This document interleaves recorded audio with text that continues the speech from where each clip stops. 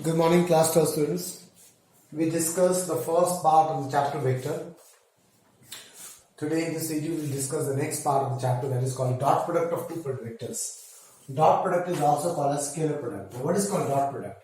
सबसे पहला point, if I say dot product of two vectors like this, a dot b, इसका मतलब क्या होता है? इसका वैल्यू होता है mod of a mod of b cos theta. Okay, now this theta is what? Angle between a and b, such that both the vectors are going outside or both the vectors will be coming inside. Then we can say this is theta. But if the condition is like this, one vector outside and one vector inside, then this is not theta. Then इसको ऐसे करके stretch करोगे, this angle is theta. Okay, class?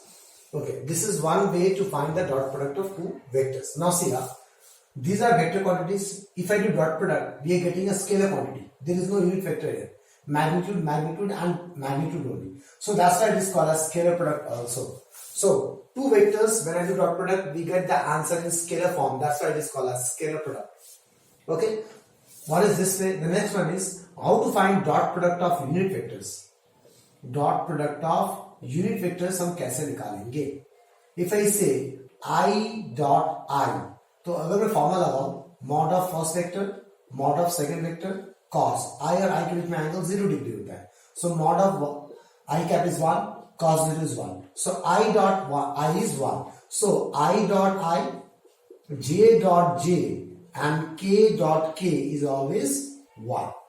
Okay. Next, if I say we have two vectors which are in Cartesian form, A1 I cap, A2 J cap, A3 K cap, and B vector as B1 I cap plus B2 J cap plus B3 K cap. So if I do A dot B, इसका मतलब क्या है? अगर दो vector Cartesian form में है तो इसका डॉट प्रोडक्ट कैसे निकलेगा? Then I will not go for this formula. We will go for this formula only we know if we know theta. If we know theta, then only we can go for this formula. If we have the vectors in Cartesian form, then how to find A dot B? I का coefficient into कर दो A1 B1, J का coefficient into कर दो A2 B2, K के coefficient into कर दो A3 B3. Okay. Now see here. If I know two vectors in Cartesian form, I can calculate A dot B and I can calculate mod of A also like this. Under root A1 square, coefficients का square करके add कर दो. And mod of B also I can calculate. Under root B1 square plus B2 square plus B3 square.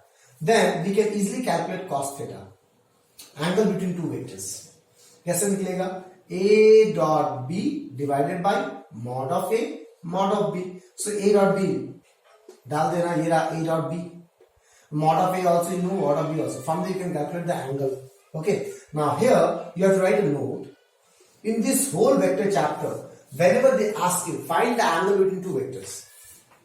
Okay. Angle between two vectors. जब भी तुम्हें निकालने पूछेगा, always use dot product. Whenever we talk about angle between two vectors, we use dot product.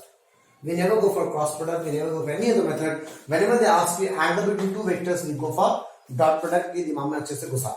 Okay. Next, अगर मुझे proof करना है that A vector is perpendicular to B vector, दो वेक्टर्स परपेंडिकुलर है, तो तुम्हें प्रूफ करना पड़ेगा कि इसका डॉट प्रोडक्ट 0 होता है. ओके, तुम्हें ये प्रूफ करना पड़ेगा. नो, जस्ट ये प्रूफ करने से just if you prove A dot B is 0, that doesn't mean A is perpendicular to B. We have to show something extra. Then only we can say that A is perpendicular to B. Okay, just A dot B 0 proof करने से ये confirm नहीं होता है कि A vector perpendicular to B vector है. क्यों नहीं होता है? See here, what is A dot B? Mod of A, mod of B, cos theta is 0. अब तुम्हें समझाना पड़ेगा कि mod of A not equals to 0, mod of B not equals to 0. This implies cos theta equals to 0, that is cos 90, that is theta equals to 90. यहां से prove होगा that A is perpendicular to B vector.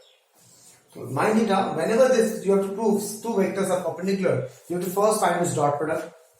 It will come as 0. Then you have to show this that these two cannot be 0. That's why this is 0, and then that's why we can say theta is 90 degree.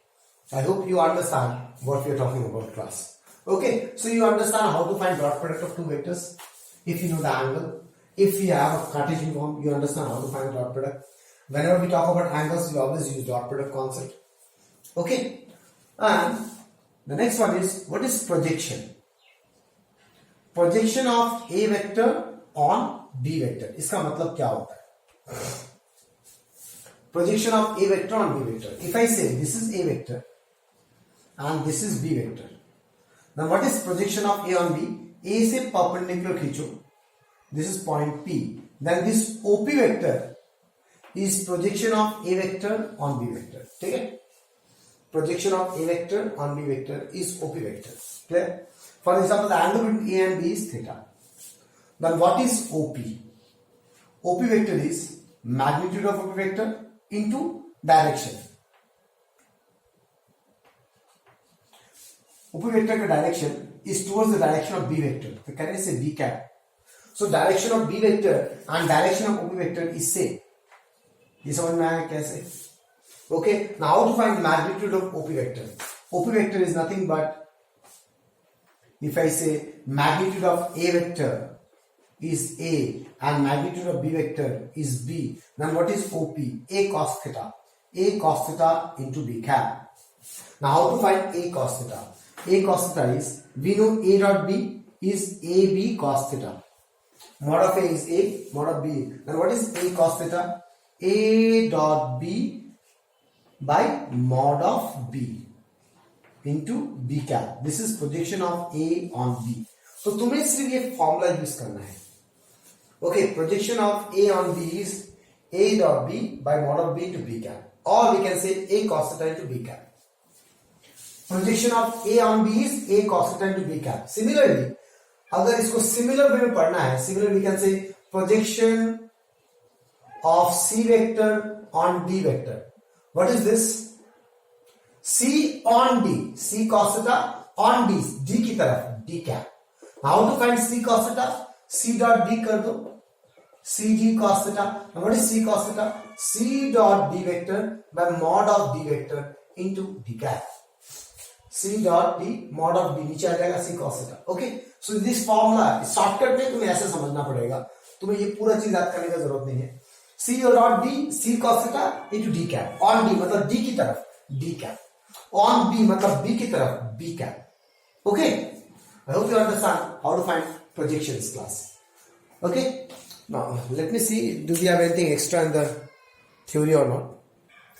Okay. One more concept to remember. That is not a theory. You write it as a note. If I say A dot A, if I do dot product of single vectors, so what is the formula? Mod of A, cos of इनके बीच का angle. A दोनों same vector है, angle 0 degree होगा. That is, can I say mod of A whole square? Cos theta is 1, cos 0 is 1. So A dot A is mod of A whole square. How we study like this? Dot product of single vector is equals to magnitude of that vector whole square. So अगर question में तुम्हें ऐसा दिखे, इन question ऐसा दिखे, A vector plus B vector का mod, और ऐसा दिखे A vector minus B vector का मॉड, तो तुम क्या करोगे? तुम इन केसेस को कैसे सॉल्व करोगे? तुम इन केसेस को ऐसा मान लो, A डॉट B मॉड निकालना है, इसको होल स्क्वायर मान लो. So see I will use this concept here. एक वेक्टर का मैग्नीट्यूड का होल स्क्वायर, एक वेक्टर का मैग्नीट्यूड का whole square is equal to उसी वेक्टर का डॉट प्रोडक्ट. दैट मीन्स इसी वेक्टर का dot product, bracket dot A vector dot plus B vector. So this and this are similar concept. किसी एक vector का magnitude का whole square, किसी एक वेक्टर का मैग्नीट्यूड का whole square is equal to उसी वेक्टर का डॉट प्रोडक्ट, उसी वेक्टर का dot product. How to solve this dot product? A dot A plus A dot B plus A dot B plus B dot A plus into plus B dot B. Okay, so A dot A we know mod of A whole square, B dot B we know mod of B whole square, plus A dot B dot A is nothing but 2A dot B. क्योंकि A dot B and B dot A दोनों equal होता है.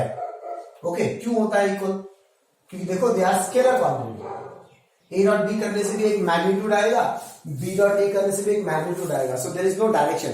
तो direction का कोई पंगा नहीं, that is they are equal. So a dot b and b dot a are equal, that is 2 a dot b there.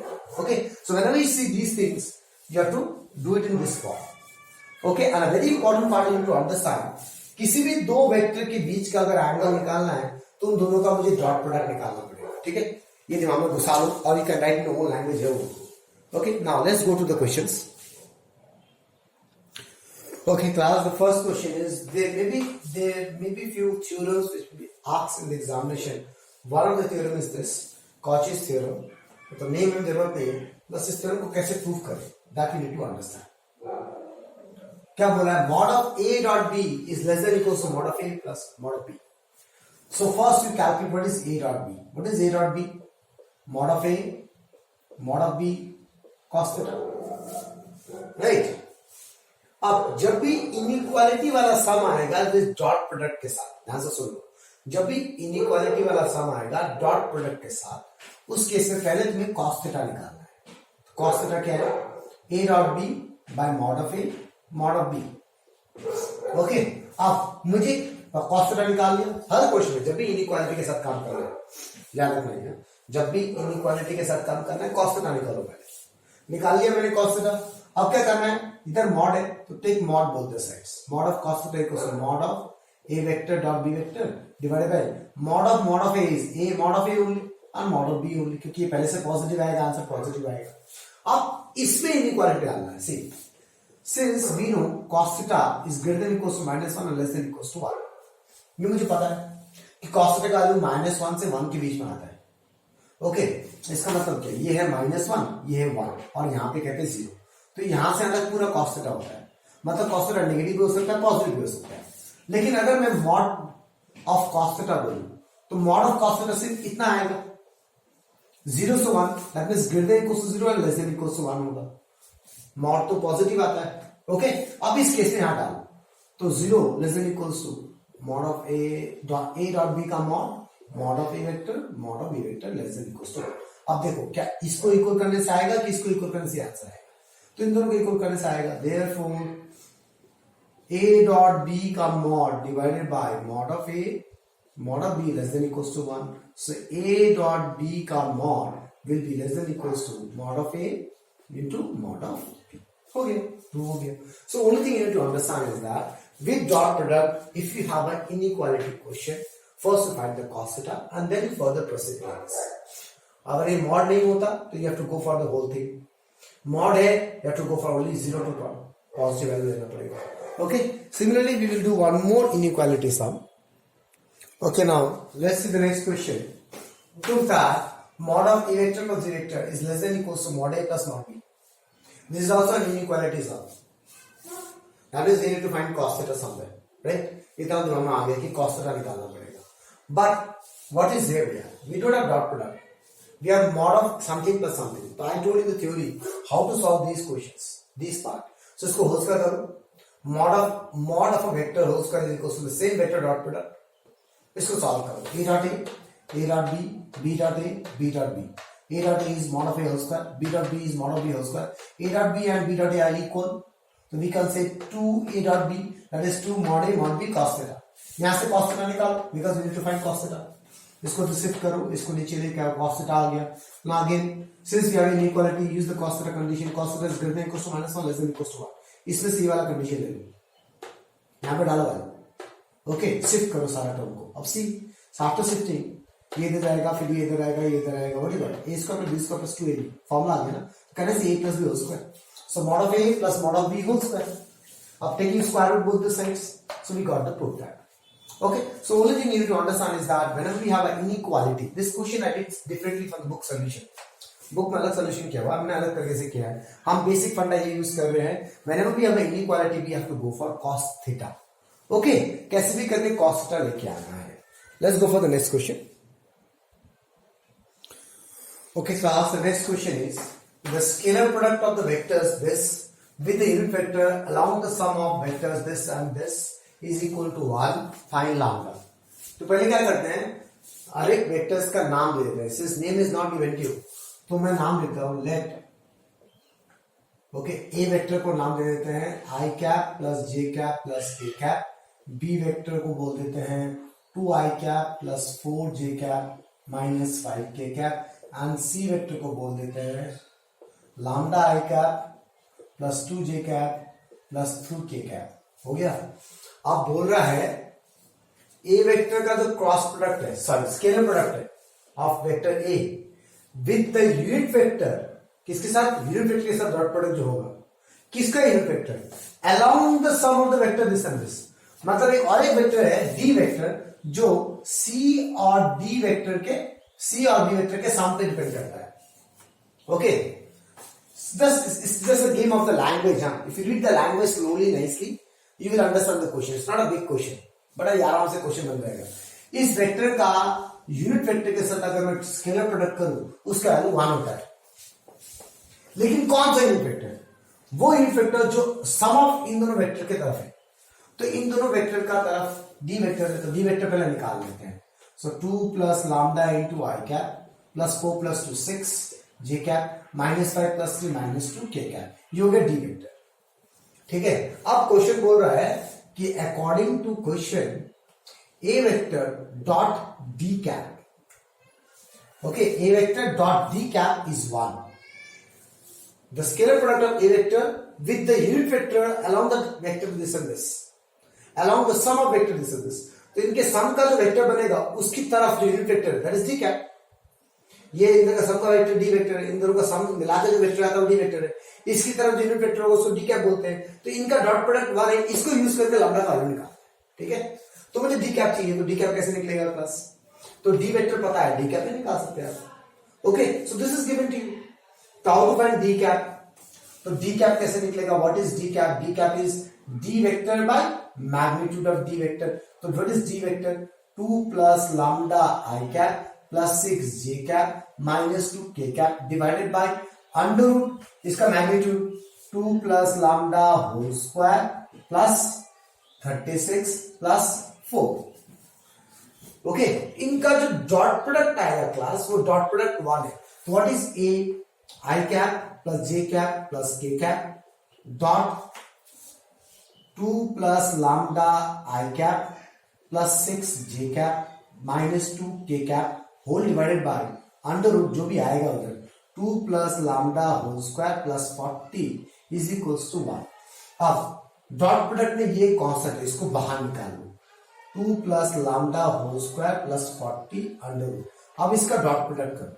Dot product कैसे करेंगे? दिस इनटू दिस, इनका आई का कोफिशिएंट इंटू हो जाएगा 2 plus lambda into 1, 2 plus lambda, J का coefficient 6 into 1 plus 6 minus plus into minus minus 202 equals to 1। अब इसको solve करना है हमको। Okay, let us solve this equation and we get the value of lambda. So what you got? Lambda plus 6 equals to under root 2 plus lambda whole square plus 40। दो तरफ square root करना, from there you will get the value of lambda. Okay class, so lambda you will get 1। तो ये तुम्हारा काम है, just cross check it after solving whether getting the lambda value is 1 or not। So try to understand the question. The question looks quite tricky, but the solution is very easy. जब भी बोलेगा unit vector, कौन सा unit vector? along, किसकी तरफ? along the sum of the vectors. This line you need to understand. इन दोनों का सम करके जो वेक्टर आएगा उसकी तरफ जो यूनिट वेक्टर होगा उसके साथ अगर इस वेक्टर को डॉट प्रोडक्ट करूं तो उसका वैल्यू 1 होता है। Okay, let's go for the next one. Okay class, the next question is dot product of a vector with the vectors this are 4 0 2। find the vector। एक vector है which is unknown to you, so क्या करते हैं? let the required vector is d, let the required vector is d vector। ठीक है ना?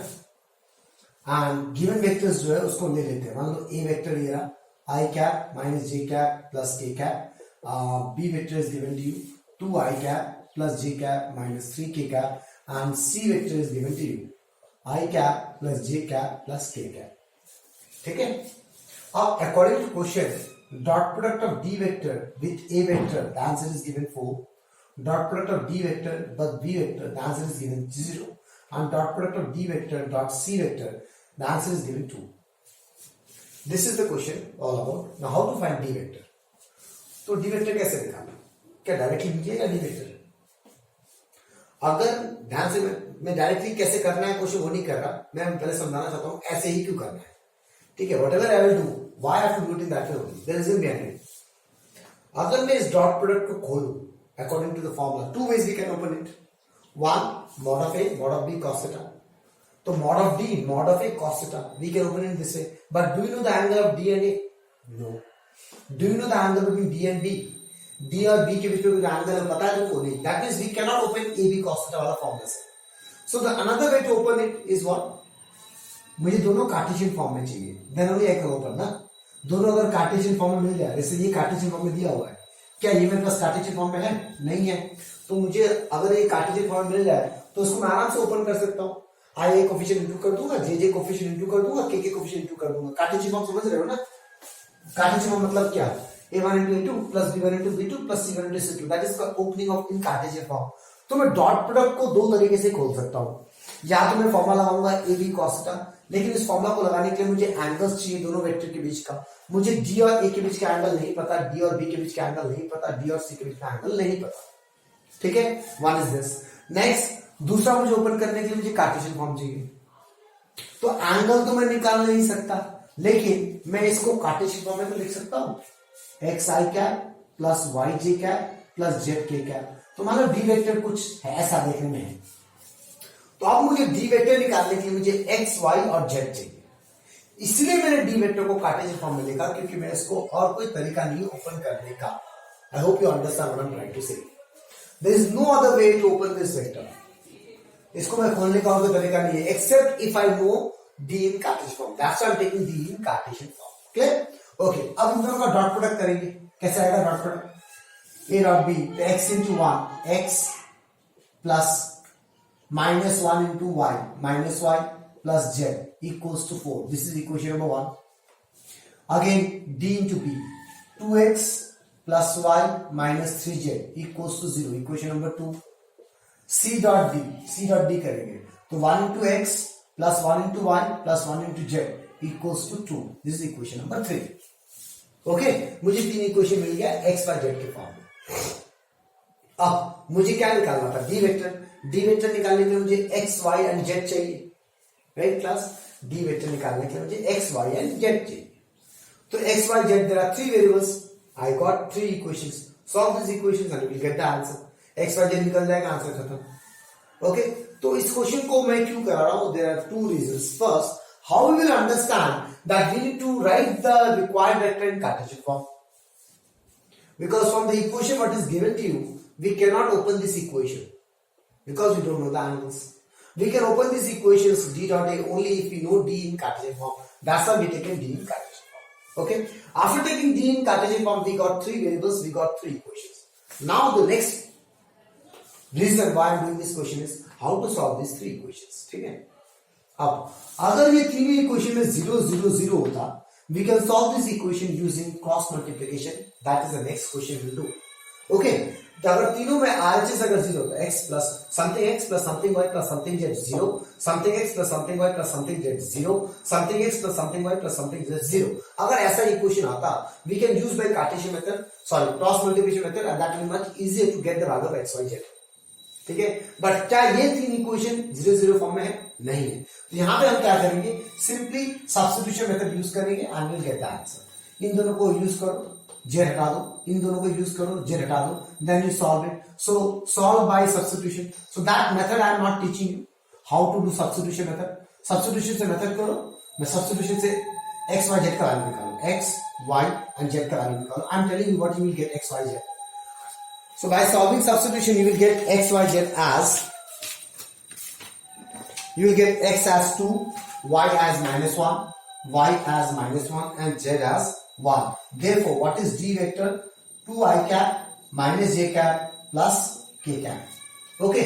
अब next जो क्वेश्चन हम करेंगे उसमें हमें फिर से ये तीन इक्वेशन दिखेगा इस टाइप का, लेकिन उस तीनों इक्वेशन में 0 0 0 होगा।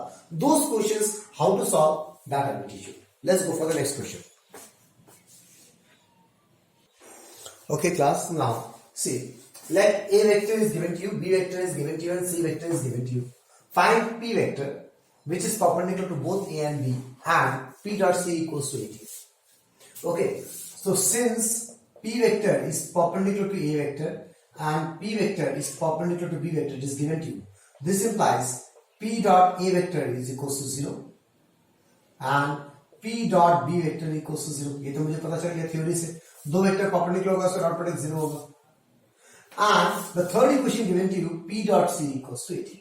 Again we got three equations. To open this P dot A as PA cos theta, we need to get the angle between P and A, which I don't know. Okay? तो since मुझे angle नहीं पता class, इसलिए हम क्या करेंगे, let P vector is xi cap plus yj cap plus zk cap. ठीक है ना. देयरफॉर मुझे क्या क्या इक्वेशन मिल जाएगा, P डॉट A, ये रहा A के साथ P को डॉट प्रोडक्ट करो तो x into 1 x plus 4y plus 2z equals to 0, equation number 1. Next, P into B, 3x minus 2y plus 7z equals to 0, equation number 2. And the third equation is P dot C is 18. What is P dot C? C is 2x minus y plus 4z equals to 18, equation number 3. Clear plus? This I का coefficient 2x, j का coefficient minus 1 into y, minus y, z into 4z. So we got three equations. अब इन three equations हमने पहले वाले question में मिला था मेरे को, लेकिन वहां पर मैंने क्या सब्स्टिट्यूशन यूज किया, क्योंकि दो इक्वेशन में 0 नहीं था. यहाँ पे क्या तीन इक्वेशन में से ये दो में 0 है. So I can solve these two equations using cross multiplication. Okay, तो how to solve? तो ये थोड़ा देख लो क्रॉस मल्टीप्लिकेशन करने का तरीका क्या होता है. a1x plus b1y plus c1z equals to 0, a2x b2y plus c2z equals to 0. अच्छे से देख लेना बेटा, क्योंकि this thing will be used again and again in straight line chapter, in plane chapter. Very important this part is. Bar use होगा. क्या करेंगे, x divided by x मिलके डिवाइड बाय y का coefficient b1 into c2 minus c1 into b2 equals to y. x लिया तो y का coefficient start करो, y लिया तो z से स्टार्ट करो, x1 c1 a2 minus c2 a1, z by x से स्टार्ट करो, a1 b2 minus a2 b1. तो अगर x लिया y का coefficient this into this minus this into this, y लिया z का coefficient this into this minus this into this. Okay, तो अब ऐसा कुछ हमने करने वाले इधर. सो सॉल्विंग 1 and 2 बाय क्रॉस